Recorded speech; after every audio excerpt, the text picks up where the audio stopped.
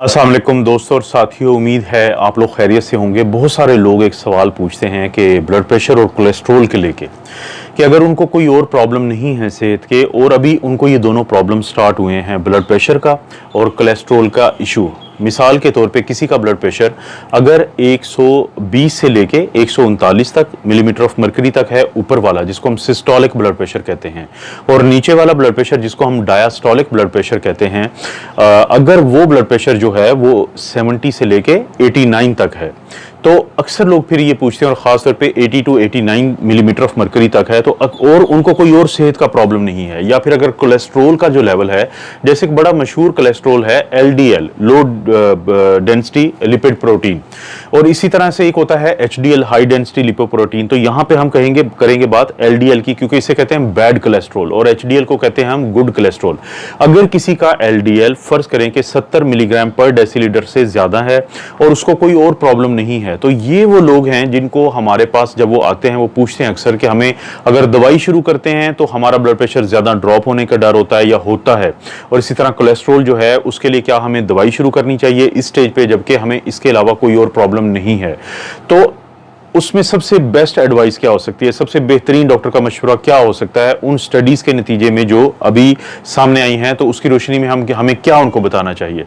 ये दोस्तों इनको ठीक रखना इसलिए ज़रूरी है, इन दोनों मसलों को इस स्टेज पे ही, क्योंकि ये मसले जो हैं, दिल का मसला, जो दिल का अटैक होता है, हार्ट अटैक होता है, या खुदा न खास्ता उसकी वजह से ज़िंदगी जाने का डर जो होता है, उसकी ये वजह बन सकते हैं जो हल्की डिरेंजमेंट है ब्लड प्रेशर की और कोलेस्ट्रॉल की, या जो हल्की बीमारी है ब्लड प्रेशर की और कोलेस्ट्रॉल की। इसलिए आप इसको ऐसे भी नहीं कर सकते कि कोई प्रॉब्लम नहीं है, लेकिन इसी स्टेज पर अगर दवाई शुरू करवाते हैं तो उसके भी प्रॉब्लम होते हैं। तो उसका सबसे बेहतरीन ये हाल है कि अगर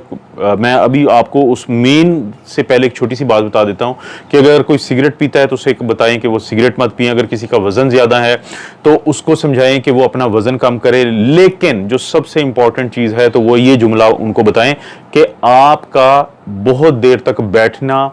खतरनाक है और ज्यादा चलना फिरना और बहाने से चलना फिरना बहुत ज्यादा जरूरी है आपके इस मसले को बेहतर करने के लिए। जब मैं ये बात करता हूं कि बहाने से चलना फिरना, इसका क्या मतलब है, जैसे मिसाल के तौर पे आप किसी बिल्डिंग में जाते हैं और आपको जाना है 4th फ्लोर पे। आपके पास दो ऑप्शन है कि आप लिफ्ट के जरिए भी जा सकते हैं और आप सीढ़ियों के जरिए भी जा सकते हैं, और उसी वक्त में आपको इन प्रॉब्लम्स का सामना है कि आपका ब्लड प्रेशर हल्का फुल्का खराब चल रहा है, और इसी तरह जो कोलेस्ट्रॉल की मैंने मिसाल दी तो उसमें भी खराबी चल रही है, तो आप सीढ़ियों का जो ऑप्शन है वो चूज करें। इसी तरह अगर आपके पास एक ऑप्शन है कि आपने बहुत ज्यादा दूर तो नहीं जाना, लेकिन फर्ज करते हैं 1 से 2 किलोमीटर दूर जाना है, मौसम भी ठीक है, आपको कोई ऐसा प्रॉब्लम नहीं है, तो आप बजाय इसके कि जो कम फासले पे भी आप गाड़ी पे जाएं या गाड़ी लेके जाएं या किसी सवारी के जरिए जाएं, तो आप कोशिश करें वहां पे भी पैदल जाने की कोशिश करें। एक तो ये चीज बड़ी अहम है जानना कि वो ऑप्शन लें कि जिसमें आपको फिजिकल एक्सर्शन करना पड़े, और ये इसलिए भी बहुत जरूरी हो जाता है कि जो 1-1.5 साल से कोरोना की वजह से हम आइसोलेशन, क्वारंटीन और ये जो लॉकडाउन है, इन्होंने हमें बिठाया ज्यादा है और चलने फिरने के अमल को कमजोर किया है, जिसकी वजह से आजकल हम ये दोनों मसाइल जो हैं बहुत ज्यादा देखते हैं। लेकिन उसी के साथ साथ आप कोशिश करें, अगर आपको ब्लड प्रेशर का और कोलेस्ट्रॉल का ये प्रॉब्लम है जो मैं थोड़ी देर पहले जिक्र कर चुका हूं कि हल्की फुल्की उसकी खराबी है और आप दवाई भी नहीं शुरू करना चाहते, और आप इनको कंट्रोल करना किस लिए जरूरी है कि अगर आप फर्ज करें इनको कंट्रोल कर लेते हैं दवाइयों के बगैर भी, तो 21% कम चांसेस होंगे आपको दिल के अटैक के, और 31 से 36% कम चांसेस होंगे इस वजह से खुदा न खास्ता आपकी डेथ होने के या आपके दुनिया से जाने से। तो कोशिश ये करें कि रोजाना आप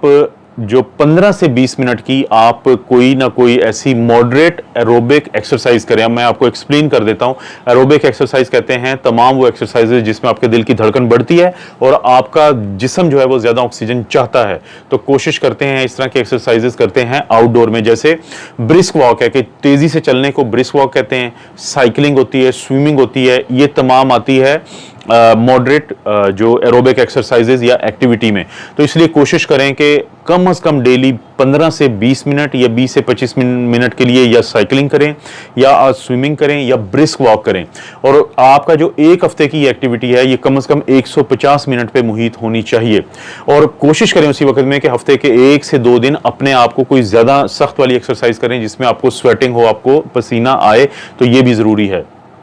अगर आप ये नहीं कर सकते तो दूसरा फिर ऑप्शन है कि आपने थोड़ी ज़्यादा सख्त किस्म की एक्सरसाइजेस करें एरोबिक वाली, जिसमें आपको स्वेटिंग भी ज़्यादा हो और ऑक्सीजन भी आपके जिस्म को ज़्यादा चाहिए हो, लेकिन वो आप सिर्फ करें 10 मिनट के लिए। यानी अगर आप 10 मिनट रोज़ाना करेंगे तो हफ्ते में कम से कम ये 70 से 75 यानी 70 to 75 मिनट्स एक हफ्ते में बन जाती है। और इसके अलावा आपने अदरवाइज भी कोशिश करें कि डेली 5 से 10 मिनट के लिए कोई ऐसी वर्जिश ज़रूर हो जिसमें आपकी, जिसको हम आम जुबान में कहते हैं, जान लगे। अगर आप ये करेंगे तो कम से कम ये सोचा गया है अभी तक और देखा गया है स्टडीज में कि आपका ब्लड प्रेशर जो अभी इब्तदा में खराबी की तरफ गया है तो वो इस हद तक बेहतर हो जाएगा कि आपको कॉम्प्लिकेशन जो आती हैं, आपकी खून के नालियों में जो क्लॉट बनता है, इन दो मसलों की वजह से वो बहुत कम हो जाएगा।